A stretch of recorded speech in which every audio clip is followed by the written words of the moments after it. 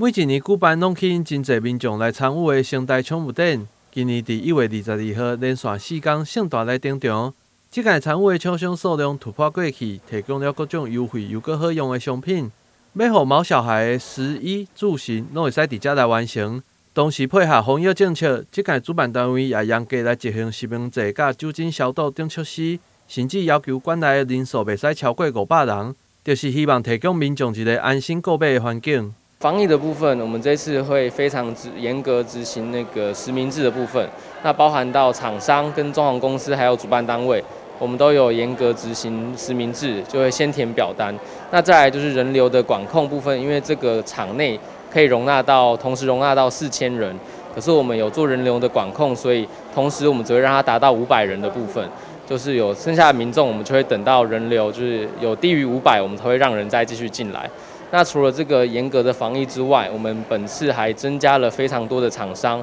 就以台南来讲呢，这应该是有史以来厂商最多的一次。所以其实跟北部跟中部比起来，其实台南这次的展览规模是非常有看头的。这届展场也有制作猫咪需要的猫屋的厂商，也正强调，因的猫屋会使针对无同的猫咪需求来做调整。现在定制也需要3-4月份才会使提到货，相当受到猫咪主人的欢迎。制作客制化猫笼的话，有几个重点，是因为我们要首先去了解到猫咪它的品种习性。好，那因为像有些猫咪它是短腿猫，或是比较老年的猫的话，它跳跃能力没那么好的话，所以可能在猫柜的部分，我们就不设计那么多的跳板，而是设计爬坡给它们。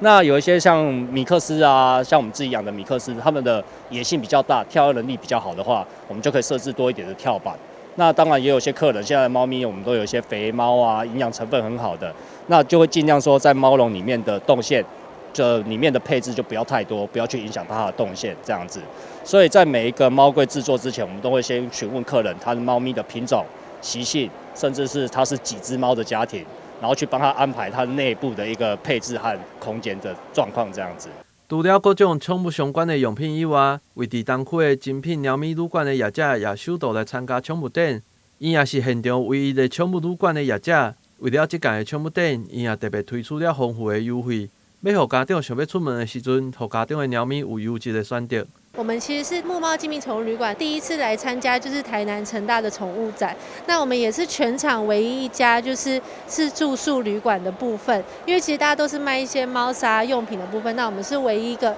就是猫咪旅馆的部分来做参展。那只要是无论是出差啦，或者是旅游有需求的话，其实都可以来展场这边，我们有一些优惠的活动内容可以给大家。那可以来这边加入会员，我们也有一些额外的优惠可以送给这边来参展的客人，这样。宠物展现场也有领用甲免费的宠物美容等丰富的活动，主办单位也会举办各种好耍的互动游戏，邀请民众会使带厝邻的毛小孩来现场佚佗交朋友，千万莫错过这场宠物界的盛事。